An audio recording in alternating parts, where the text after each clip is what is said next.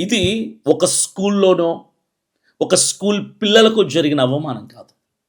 మన భారత రాజ్యాంగానికి జరిగినటువంటి అవమానం. మనకు స్వతంత్రం వచ్చింది గదా! ఆ స్వతంత్రానికి అవమానం. మన మానవత్వానికే అవమానం. పిల్లలపై కులాన్ని మోపే ప్రయత్నం చేస్తే, అది అభివృద్ధికి మార్గం చూపదు. అది అంధకారానికి దారిని చూపుతుంది. ఇది ఒక్క పిఠాపురంలో, ఒక్క స్కూల్లో జరుగుతున్నటువంటి చిన్న పిల్లల సమస్య మాత్రమే కాదు. ప్రతి గ్రామంలో, ప్రతి మండలంలో, ప్రతి నియోజకవర్గంలో, ప్రతి రాష్ట్రంలో ఎదురవుతున్నటువంటి మేజర్ ప్రాబ్లమ్ ఇది. పెద్ద సమస్య ఇది. ఈ సమస్య ఒక్క స్కూల్‌కే కాదు, మన తెలుగు రాష్ట్రాలకే కాదు, దేశమంతటా విద్యా సంస్థలకే ఒక ప్రశ్నార్థకంగా మారిపోయింది. ఎందుకంటే, కులం కారణంగా అవమానం పొందినటువంటి ఆ చిన్నారులు ఎవరి పిల్లలు? మన రాష్ట్రం పిల్లలు వాళ్ళు. మన దేశానికి సంబంధించిన పిల్లలు వాళ్ళు.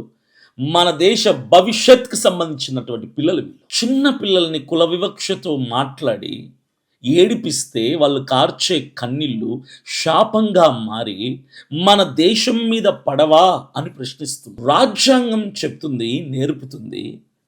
ఇక్కడ కుల, మత, వర్ణ, వర్గ భేదమేమి ఉండకూడదు. అందరూ సమానులే. మన రాజ్యాంగమే కుల వివక్షను స్పష్టంగా నిషేధించింది. మన మతాలు ప్రేమని నేర్పాయి. మన సంస్కృతి గౌరవాన్ని నేర్పాయి. ఇప్పుడు ఇంకా స్కూళ్ళల్లో కూడా కుల వివక్ష ఎందుకు?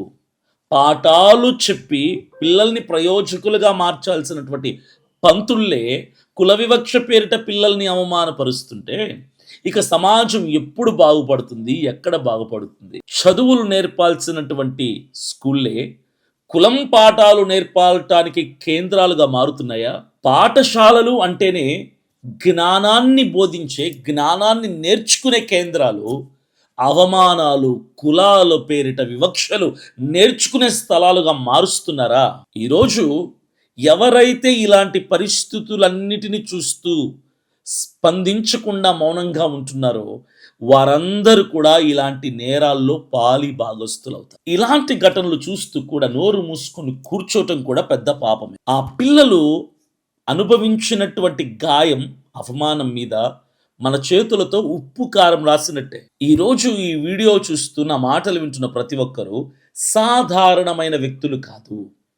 న్యాయం కోసం గలం విప్పి గొంతెత్తి శబ్దం చేయాల్సినటువంటి సైనికులు.